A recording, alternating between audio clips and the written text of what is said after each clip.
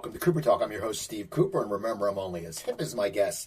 I gotta tell you, we have a great guest on today, and it's funny. He's one of the actors, and it seems, I think he may have started somewhat of the trend that he doesn't live in L.A. or New York City. And lately, I think during the pandemic, everyone's been bolting out of those areas because they figured they can audition on tape. But he's been where he is for 10 years, and I think he was one of the first that actually said, I'm tired of Hollywood. I'm tired of New York City. And my guest is Jim True Frost. How you doing, Jim? Hey, Steve. I'm good. I'm very glad to be talking to you today. I'd be very surprised if I was the first. I'm sure a lot of people before me did similar things for similar reasons, but I'm probably a little bit of an outlier, and maybe less of one now, because I think you're right. More people are doing that. Now, when you first moved, how was it for auditioning? Because you think about 10 years ago, you said you've been in Syracuse for 10 years. There wasn't taped auditions, but it's all about the room. Now everything's taped. How did you go about, I know you know The Wire, you probably got a lot of offers after that, but how did you manage your career being, and it's not even like Syracuse is close to New York City, it's still a 4 or 5 hour ride. Exactly. Yeah, it's funny because it really was just starting to transition. Now it's completely been upended, and everybody's taping. Even if you live in New York City, you're asked to tape an audition for a New York casting director some of the time.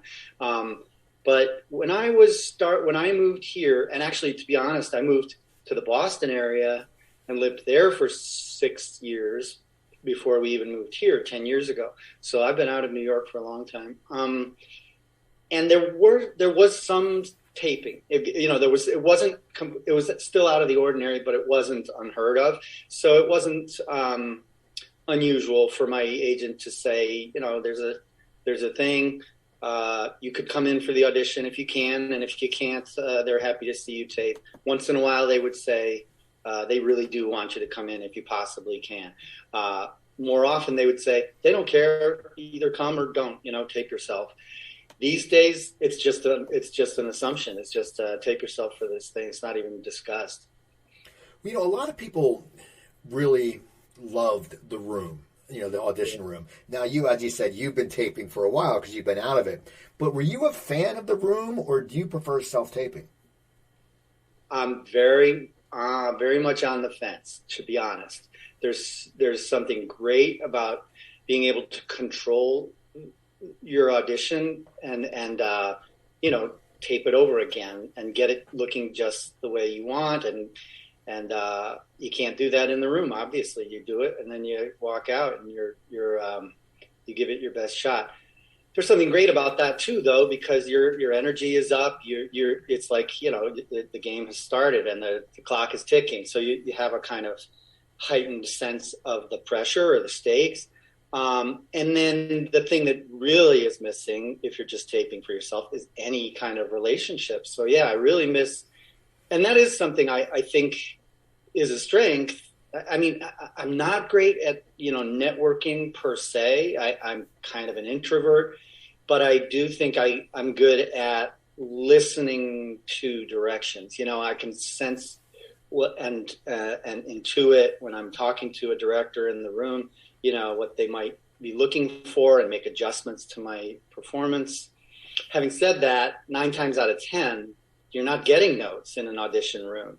You might be able to make some impression with your, outside of the performance itself, just with your energy or the connection you make with the people in the room. But more often than not, it's just you're walking into a casting director's office, they're turning on the camera and saying, "Okay, thanks for coming, Jim. We'll send this to the director and producers, and we'll let you know what they say." So you don't even have the benefit of those eye to eye, energetic things that can happen in the room. So all things being said, I'm fine with the way it is.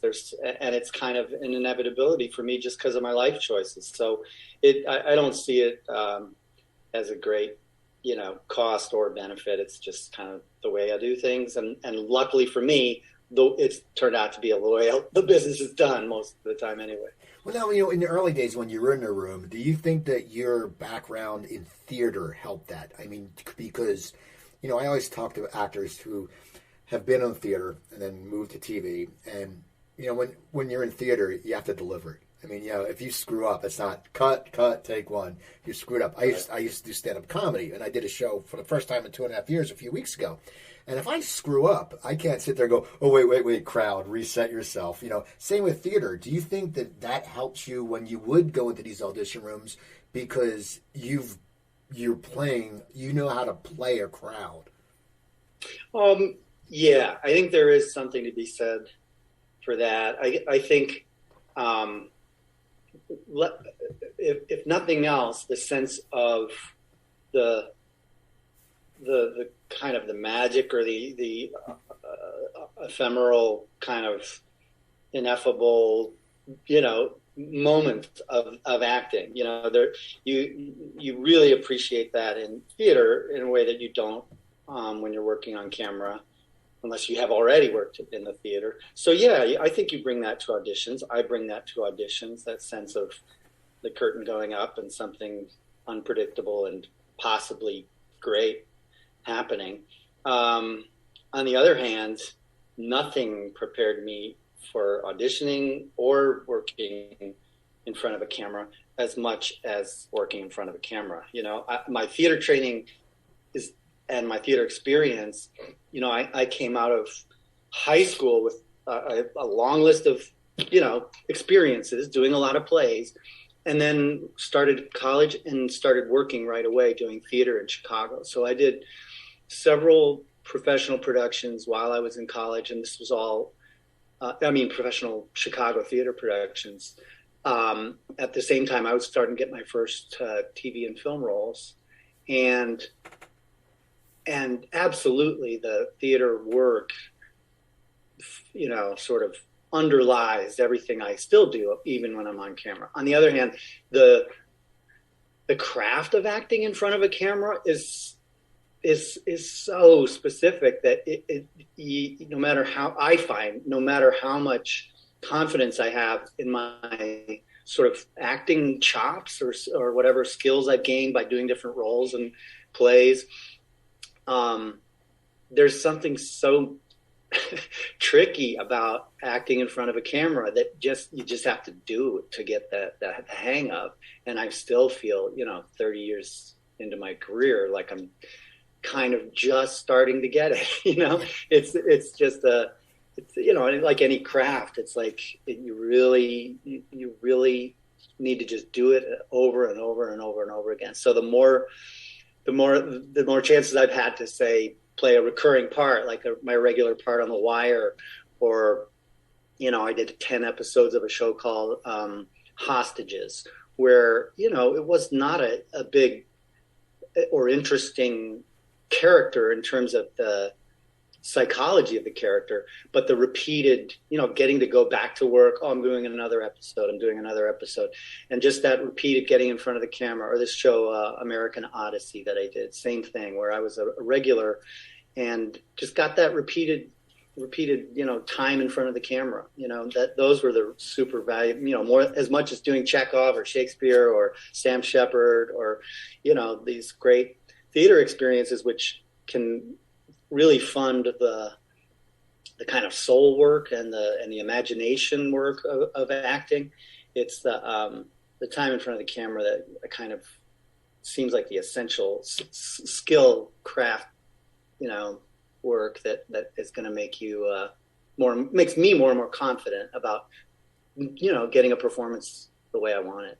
Now, you said you started, in high school you're getting work. What drew you to acting? I mean, were you always, as a little kid, did you want to be an actor? Or how did you gravitate into it? Because in high school, we all do different things. And I talk to people, I see on Facebook, they're doing community theater after years. And I'm like, yeah, but that's fine. But then they were actors in high school, but then they went into their own gig, they had their whole life. Now they're going, oh man, I never went to Hollywood or New York. So I want to get this out, when I'm over 50. What drew you to theater, and then to actually, when you started in did you start in high school or were you younger? I started in junior high, middle school time doing community, sort of community theater plays, and then in high school doing all the high school plays and musicals. And I guess it was a combination of things. I was interested in sports as well, but it just didn't, I either wasn't promising enough or talented enough that I wasn't getting the sort of success and feedback that made me just crave doing more and more sports. Or maybe it was simply that I was not meant to be, I was meant to be an artist more than I was an athlete. So in terms of like just sort of school extracurricular stuff, it was just absolutely what I wanted to do. Yeah. After doing a bunch of children's theater plays before high school, it had become a kind of, an activity that I loved doing and was doing well at. And it was a combination of the kind of, the growing nascent appreciation for the really deepest elements of what the theater art is, and storytelling and imagination and building a character and all those elements of the craft that were challenging and interesting to me. And then also the social element, it became my club, that's where I made friends, and that's where I had fun and goofed off with people and saw myself reflected, and, just had a world that I belonged to. So it was, all those things wrapped up. And I also loved singing and dance. I took dance in high school as well. So doing musicals, doing dance concerts, playing in bands, doing plays, it was all very much sort of where my head and heart were at all through that early part of my life. So having said that, I didn't come out of high school, even though I'd been gung-ho and done a ton of stuff. I didn't come out saying, where do I go next? And how do I do this acting thing? I want to be an actor.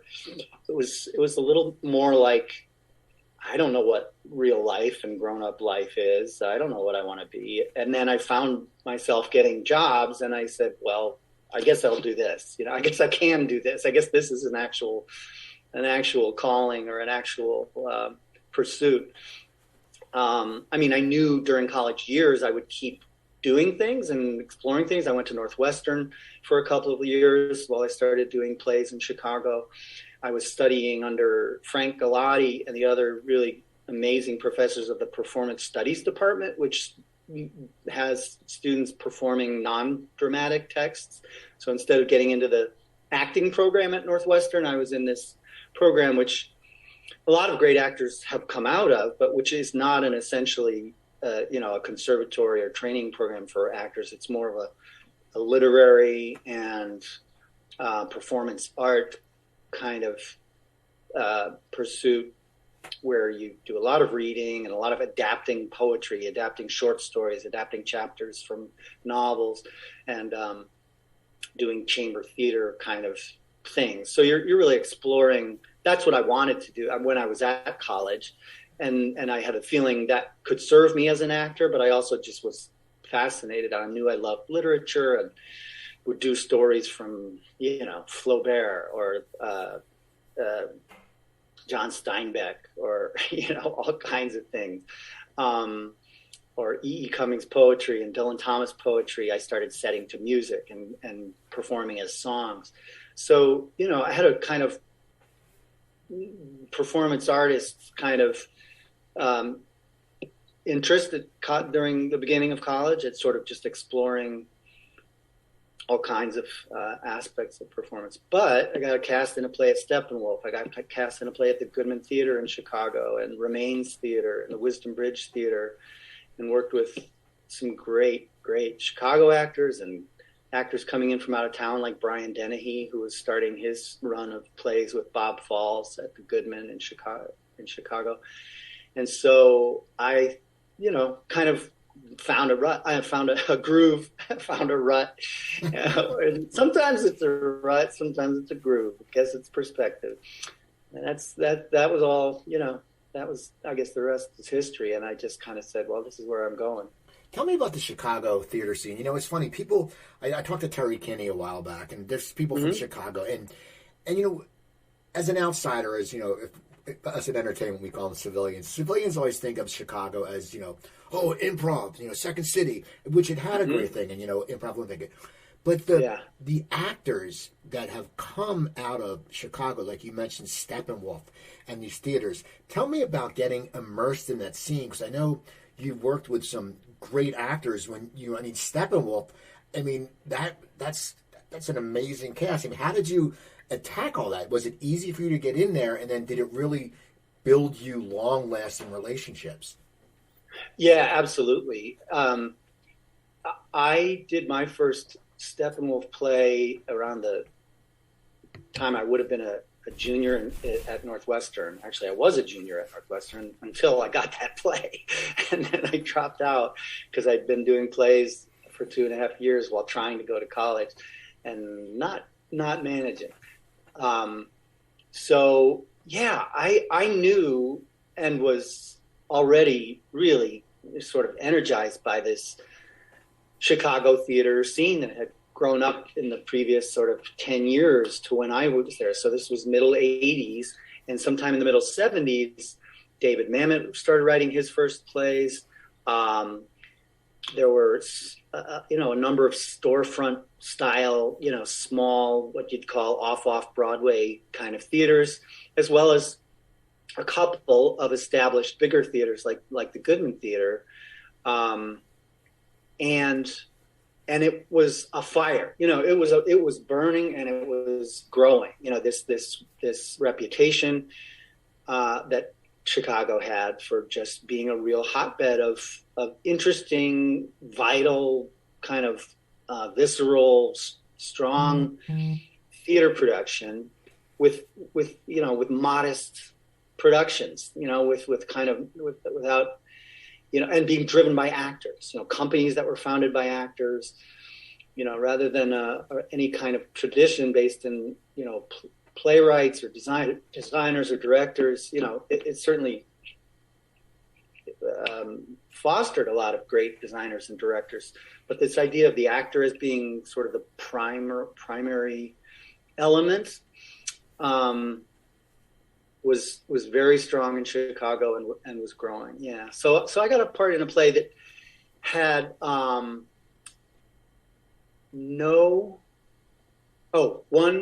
it had two Steppenwolf ensemble members in it, Rick Snyder and Al Wilder. And during that time, and then did a couple more that same year, got to know people like Terry Kinney, who and John Malkovich and Gary Sinise and Joan Allen and Laurie Metcalf, John Mahoney. They all were still doing plays there, and some are still doing plays there. Some have passed away, but some have moved on and just sort of said, that's kind of in my past. My career's gone somewhere else. But a great number of the Steppenwolf Company members, really, it's been 40 years now and more, and they still just think of it as their home company and go back when they can to direct a play or act in a play. Yeah, so making those relationships and learning from that style of acting and those actors who really valued, kind of a reverence and humor, kind of certain kind of humor, and it was a big part of what grounded me and what I was able to go back to as I started getting TV and film parts. I got a part in The Accidental Tourist with William Hurt and Gina Davis when I was like around that time, or even before that, in my freshman year at Northwestern.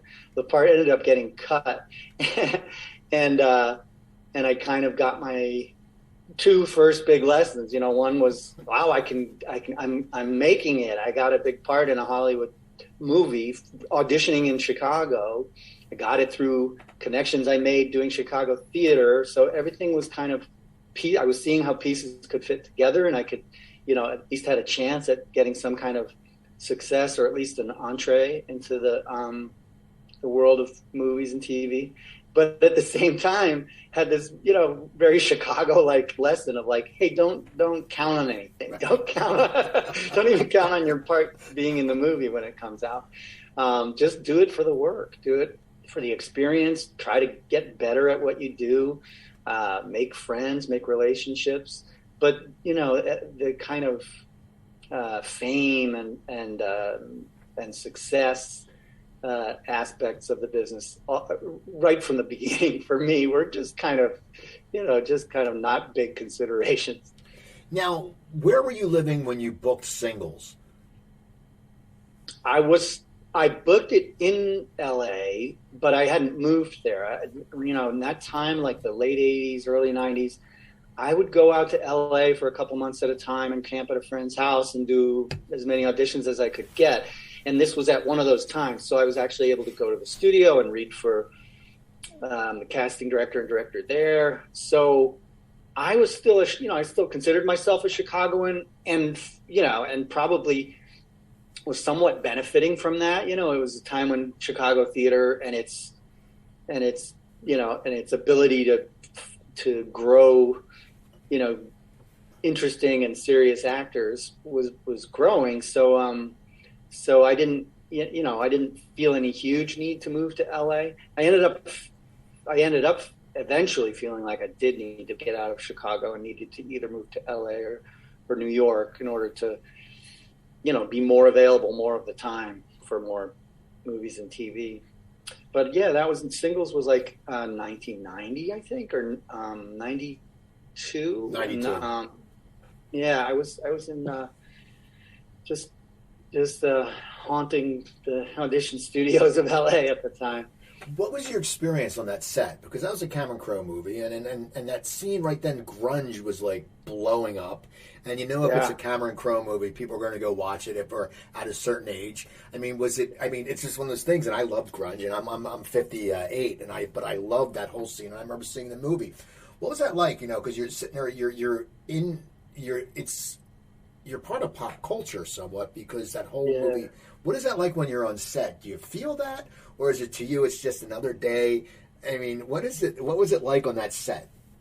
My memory is I was, because of the stature of the size of the production and the, definite gloss or shine of having be a Cameron Crowe movie and Matt Dillon in this movie and Campbell Scott and Bridget Fonda, and Kira Sedgwick. I felt like really thrilled. It was like, it just felt so. I was really excited to be a part of it. I thought it was a funny and fun script. I love music, and obviously it's a movie that was written by and because of Cameron Crowe's love for music. It's a real love letter to the music world. It turns, grunge in Seattle in particular in that case, but Cameron just loves music and knows so much about it and can write so intelligently about it. And that was the lens for this movie. So it really just felt totally in the pocket. As far as I'm never comfortable with like pop culture being either inside or outside of it. So yeah, I did feel like there was something, something special about it, being standing around with Matt Dillon and seeing people just one after the other, passersby stop him to tell him they loved his work and this or that. And just the joy of crafting the role and enjoying the comedy of the material. It was really, really fun. Campbell Scott and I have stayed friends, and I've worked with him again a couple of times on things I really adored doing. So that was one of the times in my career which I've come to see are the most important things, which is making relationships that you're able to repeat and that last, so that your friendships grow, and also your ability to do work together grows. Like I was saying about Steppenwolf, I have people that I've did my first play with 30 or 40 years ago that I might do a play with again next year, and it's just amazing to have that kind of continuity. And I think all actors share that they treasure that side of the work, the kind of repeated relationships and the way the work can deepen. Campbell directed me in a movie called Off the Map.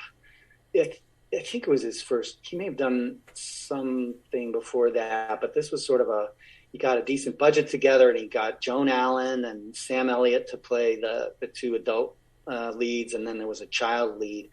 And it was took place in Taos, New Mexico, a place I had never been before, and just kind of fell into under the spell of. It's just an amazing, mysterious, and beautiful place, and a beautiful story. It was a play that Campbell knew of or had directed or been in or something, called Off the Map, and he said, I need to adapt this and make a movie out of it, and he did. It's a beautiful, small, and heartfelt and funny, offbeat, little independent. That's kind of where I go when I think of Singles. It was a great time. It was and to tell you the truth, it was another one of those early career lessons about the promise and also the fragileness of things that happen. Because, like you said, sure, I avoided it a second ago when I answered your question and said, I'm not comfortable with, being at the heart of pop culture or whatever. But for sure, that was kindled in me. I was like, oh man, am I gonna be a star? Is this gonna be giant? And is it gonna lead to more parts and stuff? And like everything else I've done, it's just another piece in the puzzle. Nothing has been definitive. Nothing was the big break. Nothing turned things around, including that movie. And, that movie also had its disappointments. I had, it was a number of sort of episodic scenes with different characters having their own storylines, and two really funny, interesting, offbeat, key scenes for my character ended up getting cut from the movie. And I had a much smaller part than I thought I was going to have. And, it would have led to, even if those scenes had stayed, it probably wouldn't have led to, some breakout role or anything like that. But having watched them go away was, it was kind of heartbreaking.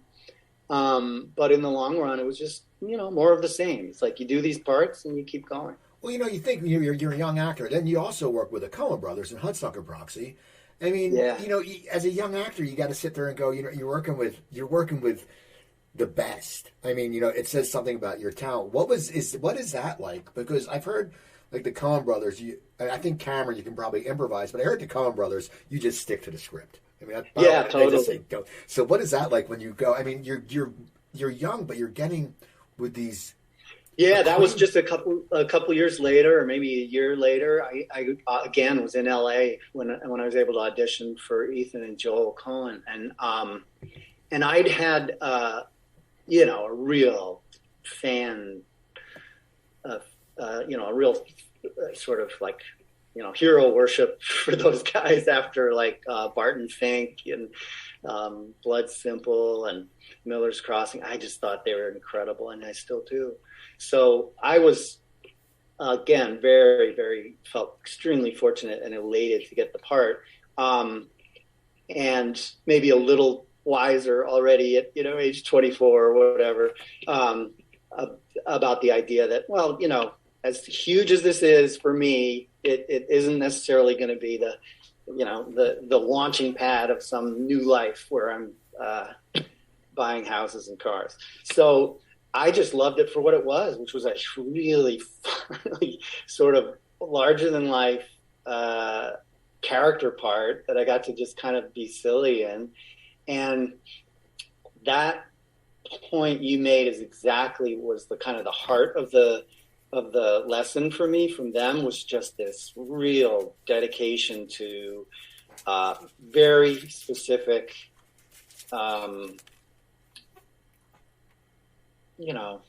very specific performance for sure, where I needed to rehearse the heck out of it and really make this, this kind of theatrical performance grounded for the film, for the camera.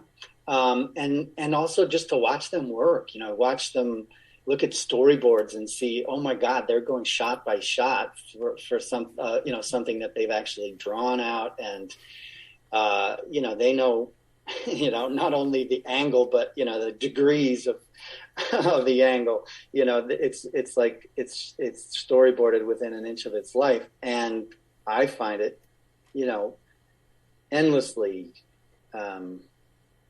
instructive to see how really life-filled, creative, imaginative work can be so carefully made, so carefully crafted. So yeah, that was a thrill. That was a joy. Now you're working, you're an actor, you're getting gigs.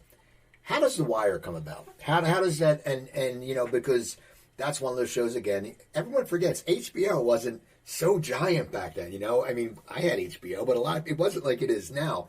But how did The Wire come about? Was it from when your guest star on Homicide, or how did The Wire come about for you? Yeah,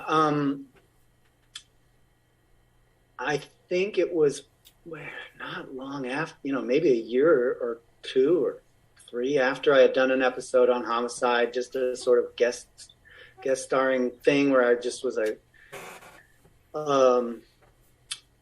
unsuspecting homeowner who the homicide cops knock on the door and say, hey, we need to stake out the property next door.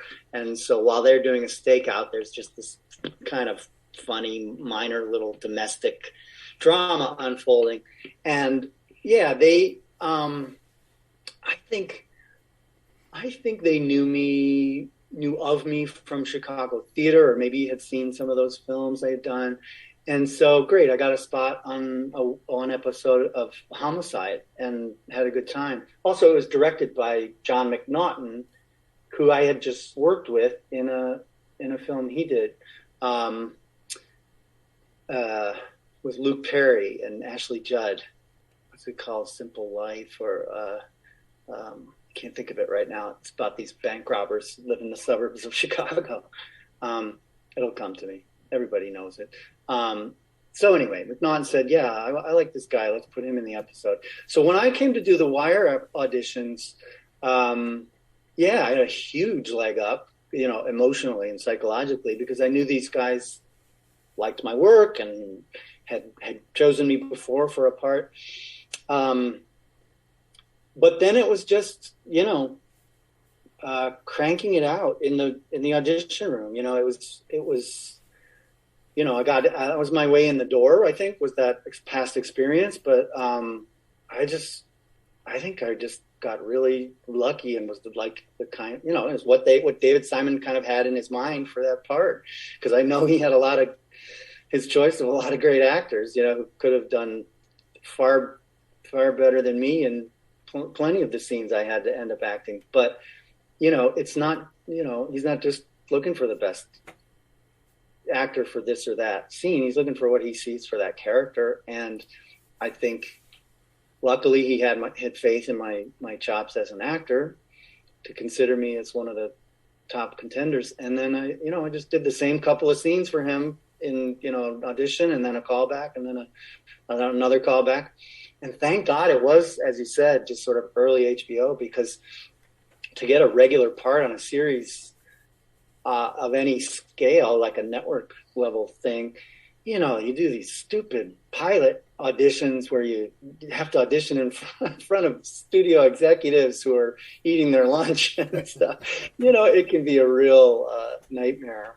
And this was so down to earth. I mean, it was kind of like Chicago theater all over again. We were just in a little casting director's office in Lower Manhattan, videotaping the scenes and giving me notes. Clark Johnson was there because he had directed the pilot and which my character didn't appear in, and he was going to direct the first episode. So he was a part of the casting team, him and Bob Colesbury and David Simon and Alexa Fogel, the casting director. So, I just kind of did my best to really listen to their directions and pay attention to the script. But all I had was these 2 strange scenes. I had no idea what kind of a show this was going to be. In fact, the scenes for my audition was Pryzbylewski, my character, in episode 1 or 2, where they go to the housing project and raise hell.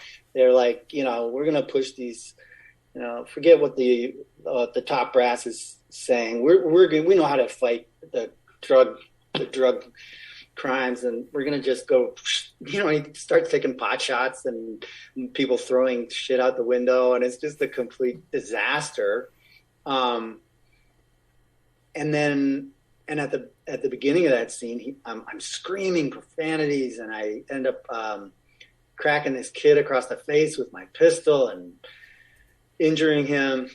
So I'm like, oh wow, this is an intense show. It's just lots of violence and cops and robbers. I had no idea. I mean, I knew David Simon had something up his sleeve and had an idea of how brilliant he was, but I didn't know what the show was going to be per se.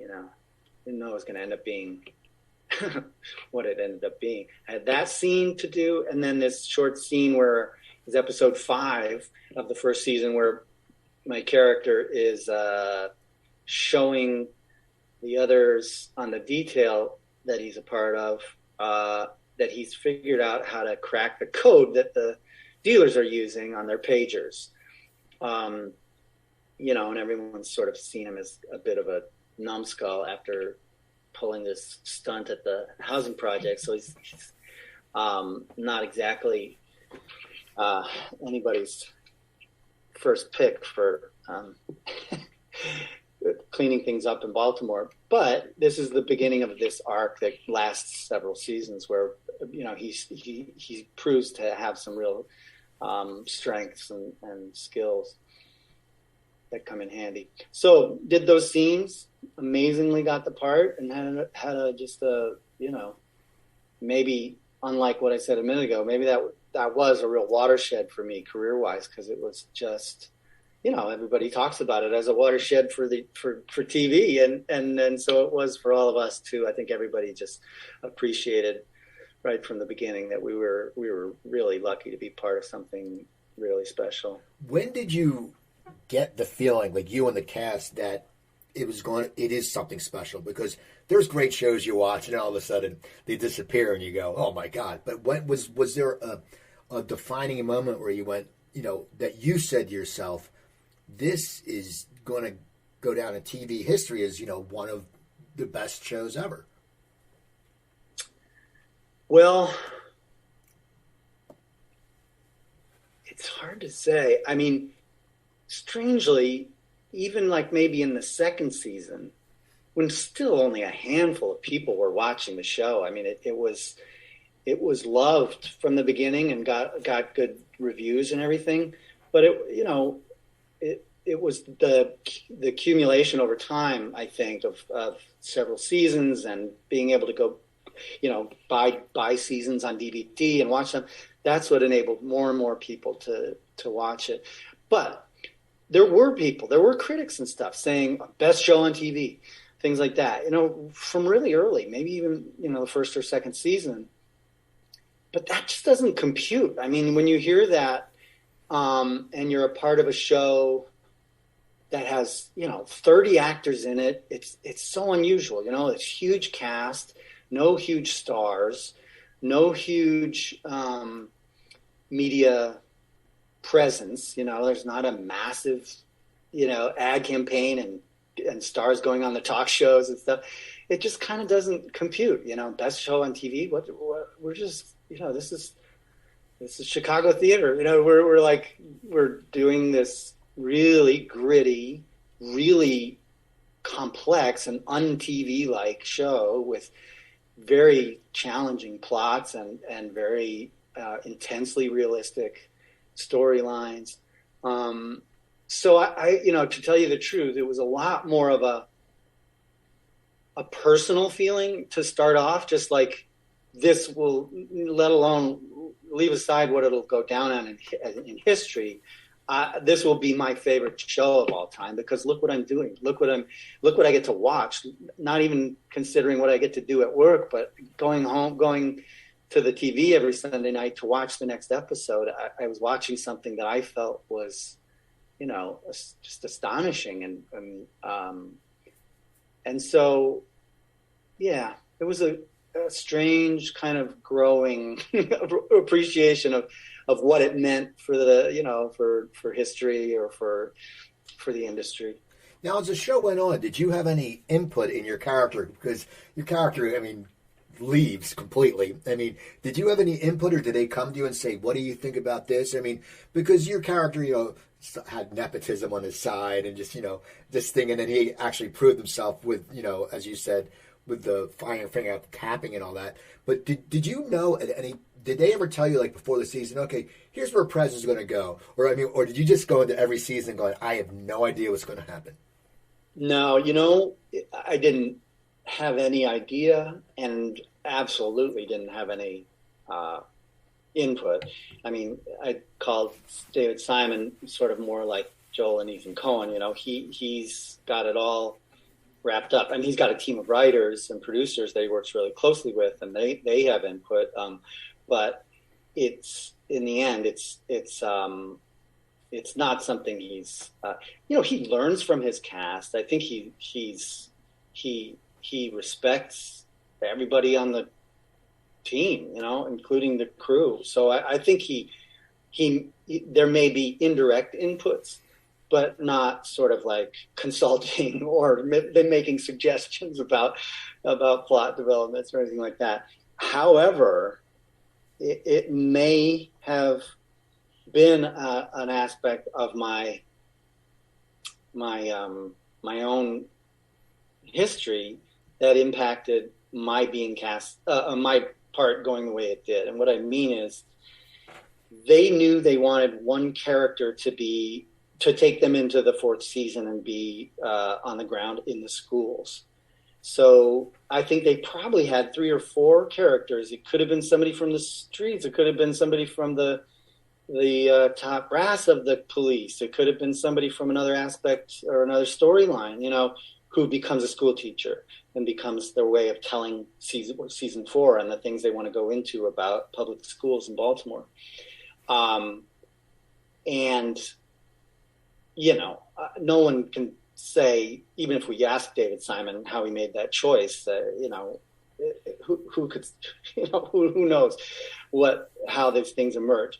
The fact is, though, my wife was a school teacher in Baltimore in the identical situation that Prez, my character, ends up being in. She was a Teach for America teacher for 2 years at Booker T. Washington Middle School in Baltimore, which is one of 2 actual schools that they kind of based their fictional school on, Tillman.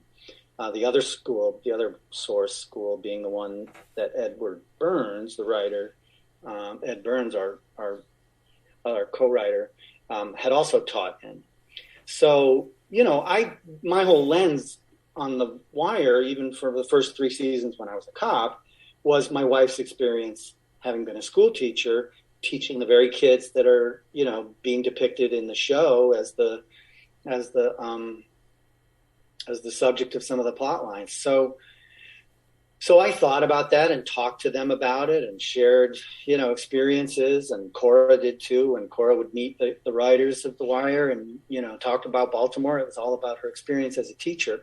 So I can't help but think, that may have given some affinity, between my character and this fated path for the series to go into the schools. I mean, that was their idea, and they had planned that all along. But if they started seeing me, and hearing these conversations about the schools at the same time, it might have just said, yeah, maybe that makes sense. Let's take him there. Anyway, I had no idea what was happening until like weeks before the end of season 3. They needed to kind of warn me that something serious was going to happen at the end of season 3, and it was going to result in me leaving the police force. And I thought, oh, is this the conversation where they say, you're done? But they said, you're going to be something else. Something else is going to happen. You're still going to be on the show next year. And I don't think I've ever said this out loud. I figured it out, and I think I asked them, and they said, Ed, I know you've been a teacher, and is the show going to go into the schools, and am I going to be like a teacher or something? And I got a kind of ambiguous answer. They hated to give anything away, but I got the idea of what we were going to do. And I think in one of my last scenes in those last few episodes of season 3, I grabbed a a coffee mug that says "Proud to be a teacher" or something, and used that in a scene in the police in our detail office, just as a little nod to my future self. But it was a complete surprise until that time. And then when it happened, I was just thrilled because I did have so much concern and interest in that side of the life in Baltimore and of my wife's experience there. So it was really, really gratifying and interesting to be a part of that story. Now, after The Wire ends, you're looking at your career.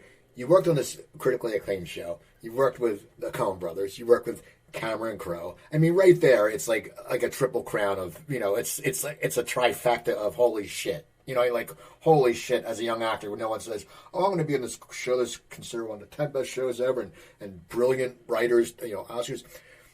What is your mind frame after that? Like, do you sit there and go, okay, it's going to be hard to get better work? I mean, what were you thinking as you branched into this second part of your life? I was already, let's see, I was coming up on 35 years old or something, so I didn't have, I was far, far past the idea that, as great as it might be touted, this series was not going to, I wasn't going to start getting a lot of offers. I did get parts, a guest spot on this or a guest spot on that by a director, where a director said, oh, I love The Wire and I love your work on The Wire. And, I might not have gotten that guest spot if that work hadn't been there. So yeah, it led to more work. But not in the sense of like, oh, I was groomed by HBO and now they're going to give me my own show or give me another show where I'm a regular on HBO. You just go back to square one. All actors will tell you that. I mean, there are so few actors who really, have lots of choices and can choose between this project and that. And, the rest of us are, and I say even admitting what you say is true, that I had some dream parts, and some great opportunities. I still felt like I'm, it's back to square one. Every time I got one of those jobs, I ended up, pounding the pavement for months or a year before getting my next job. I've always had lots and lots of time off, much more time off than I wish I had, wishing I worked more, wishing I had more things to choose from. So, The Wire gave me a huge amount of satisfaction, definitely gave me some amount of cachet, because so many people saw it and admired it that, it's just that many more people who will know me when I go into an audition room and director or producer can say, oh yeah, we've seen this guy. I'm not, an unknown quantity. So those are just huge gifts. But I've always just kind of, gone back to square one and waited for the next thing to come along and hoped something great would come along. But I don't have a sense of like where my career is going or what my career path is or what type of actor I am or this or that. It's just always kind of waiting to see what's around the corner, and thank God a lot of great things have come. Well, what is it like when, as you said, you're out pounding the pavements? What is it like when you leave, when you're on a show like The Wire, and it seems like a very tight-knit group because you're there from the beginning and then it builds, and then you go in as a day player? Like you go in because there's not that camaraderie. And I've heard stories, like what people have said, if people were on NCIS, Mark Harmon was the best to work for. People said he would always treat his actors like prime. And then I've heard there's some sets you go in and sort of dicks. But what is it like for you when you're walking in, because you are known, but you were so used to that camaraderie. Is it hard, like those gigs in the very beginning when you like went back to just being a guest star I'm used to sitting there and getting a great parking lot and a lot. I mean, what was it like when you started doing them and you were basically the new kid in class, but you're like an athlete who transferred from a great team to come to this team to play for a few games? Yeah, that's a good analogy, because the good side of it is, at that level of production, network series or a good cable series or whatever, the level of production is so high that, you are going to another team, you're still going to another team in the big leagues, so certain things are going to be reliable. Yeah, some personality things might change and this or that, but you know how they're going to make the thing happen, and what's expected of you to get there and do your part. The camaraderie part and the sort of being part of an ensemble, that always changes from show to show. So yeah, I mean, I've had really fun experiences doing one episode gigs where it was a good writing and it was a challenging part, and the actors and the crew all treated me like a member of the team and stuff. So those things can still happen. There isn't like I wouldn't say there's a big, any kind of like letdown or disappointment. The thing that can be a little bit distracting is, I don't know, like, sometimes I guess it's not the directors, or usually directors and actors totally get it and value actors and treat you as, just as important as the leads on the show. If you're doing a guest part, they know the work is important. They know that rehearsal is important. If they can rehearse a take before they shoot it and treat it as something, that your work is something that requires care. The thing that doesn't always spread is things like hair and makeup, or the little things that you need to just feel like you can concentrate on the work. You know what I mean? You can get to, because those poor people, those crafts people, like hair and makeup people, they're worked really hard, and they've got a lot of lead actors who've got big personalities that they've got to take care of and that they see every day. If you're there for a day or two, you're not going to have that conversation about, what kind of glasses your character might wear, or, whether you really need a haircut before you do the show, when they're already just kind of combing it down and saying, great, you're ready to go. So, that's just, it comes with the territory of being, like you said, being just kind of a day player or whatever. But that shit doesn't matter that much. I mean, when you get out of the makeup and hair trailer and you get to the set, you're still just learning. You're just trying to do your craft and go toe to toe with your castmates and keep track of how they're shooting the scene, and doing something that makes sense and something that doesn't suck, and something that you might learn something from. Well, no, you also, I was going to say, after The Wire, you also did Treme, and they were HBO shows, but then you found yourself, getting network gigs. What's the difference of the, HBO shows, they have, now you can say whatever you want. You're not dealing with the people going, oh, you can't say this or you can't say that, What is it like when you're going from, it's basically, I compare it to like playing, a pickup game of hoops, and then all of a sudden you're going into a Catholic school basketball team, with like, it's the thing. What is it like when you crossed over back to network TV? I don't know. I think every show is different, the mood and the climate, I didn't,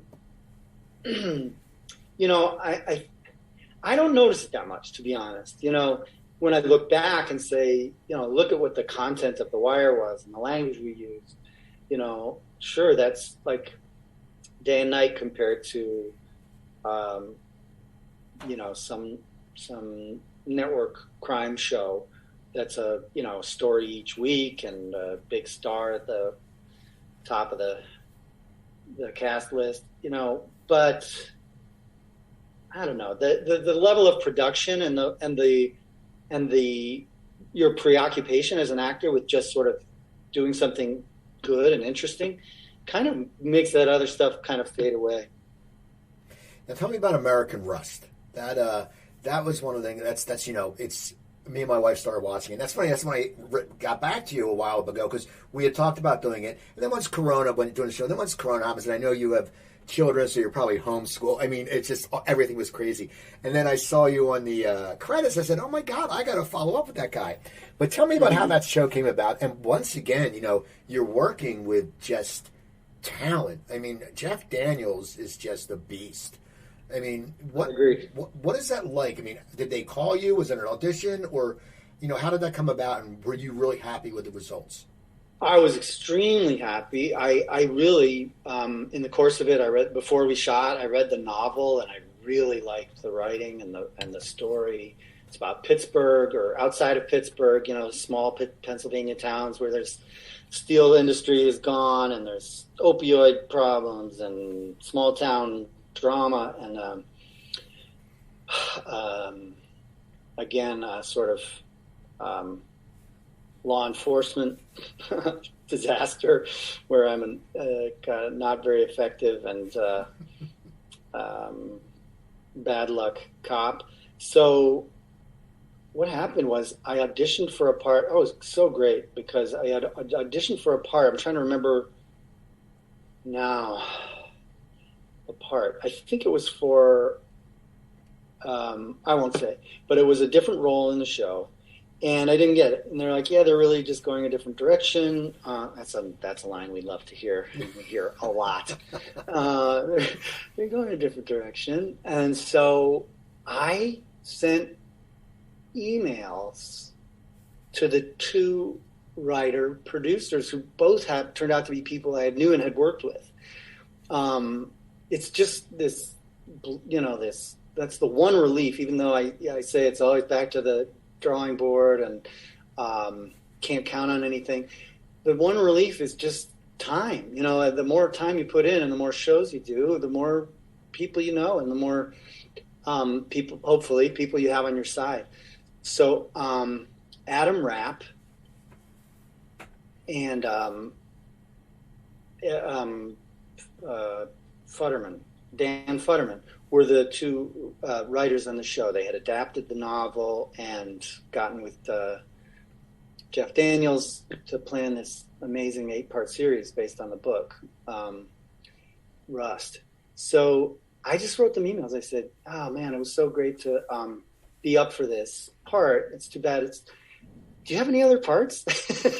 So that's kind of what happened. I mean, I just kind of insinuated myself, and I think if I hadn't, I don't know, they might have thought of me for this part, or they might not have. So that was, I do suck at networking and promoting myself, but this was one case where, it was pretty painless because I like these guys, and I know that they like me, and they're just nice guys, and I just was able to write a very informal email and say, oh man, let me know if there's any other parts in there. And it turned out there was. So I ended up playing this, it's just a couple of scenes. It's very, very small part. I'm in one scene with Jeff Daniels where he's, reading me the riot act because I'm doing something really stupid as a cop and he's my boss. And then a scene later where I'm involved in a drug deal and ended up being victim of a crime, which I won't go into because it's great to see the story unfold. But, it's not huge screen time, but it's one of those things like The Grapes of Wrath or something, where I was in the great Broadway adaptation of an amazing American novel. Would I have a big part? No, there were like 50 actors in the show. And, it was a great part. I was a member of the Jode family, but it was being a part of the ensemble, which made it really something meaningful and important. So this was another one of those great opportunities. I loved that show, and I loved working with Jeff Daniels. You're right; he's just a really strong actor, and he cares and is so smart that he's going to make sure. That a show like American Rust that's about something relationships that are thorny and complex, and social issues like the opioid problem, and moral and ethical, complexities, that you're not going to just whip off a show like that. You're going to make it carefully. Not that, they hired great directors and everything. So, but I know, you could see that he was kind of riding her, that he wasn't directing and he wasn't calling the shots, but he was, kind of the moral authority or the center of the moral life of the show. That's the kind of guy he is, just as an actor. That's cool to see. So, what's in your future? I mean, you look at your career, and you've been regulars on shows. You've had a great body of work. You've worked with some amazing people. I mean, it's one of those things. Looking back, I have to say this has been great. And of course, as you said, every job is every job. But what's next for you? Do you have any gigs coming up that people can look out for, or what's going on? Well, I do keep going back to Steppenwolf very, very rarely because it's so hard to get out and do a play. They brought a production this has happened to me twice. Steppenwolf has brought a production to Broadway and lost an actor that was in the Chicago production, which I couldn't have done because I don't live there anymore and I have kids and everything.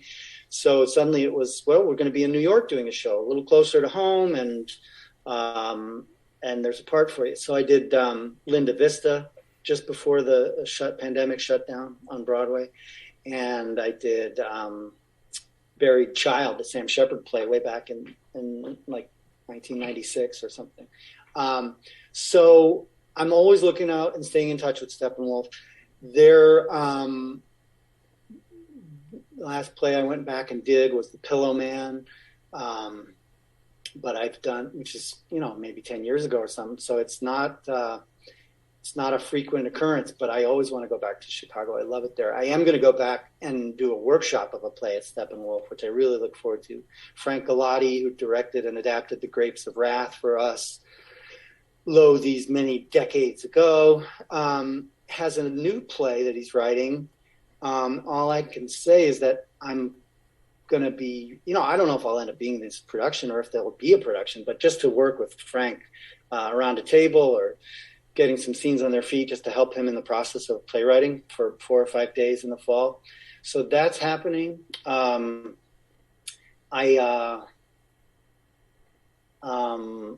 always hounding Alex Thompson, who directed me in this movie, St. Francis, which was one of my most recent film jobs and one of my favorite films. It's a really great, sort of like Off the Map I was mentioning. It's just a really thoughtful and funny and touching movie.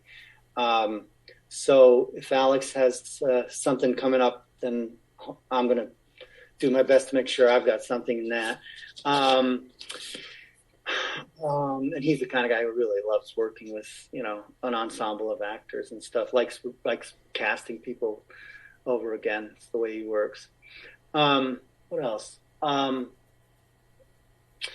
My wife, the former Baltimore school teacher, is now a law professor. She's going to go do she's on sabbatical this year up here at Syracuse University Law School, where we live. She's doing a year off and is going to do a Fulbright in Oslo, Norway for the fall. So I am currently watching this amazing series, Occupied, which is on Netflix, and it's a Norwegian series, takes place in Norway. Never even seen a Norwegian TV show. Now I'm going there, and there's this amazing series on. Everybody should watch it. It's so good. It's about Russia, guess what, invading and occupying Norway. So my goal is to meet all those actors and, land myself a part on a Norwegian series while I'm there next fall. Apart from that, man, I'm just playing the field. I got some time to kill before Norway comes along. Not to mention, I've got to find a house that's wheelchair accessible for my son and find a school to put my kids in. So, whether that all comes to pass, it remains to be seen. But that's the rough draft. Otherwise, when I head up with you, I'm going to go tape an audition.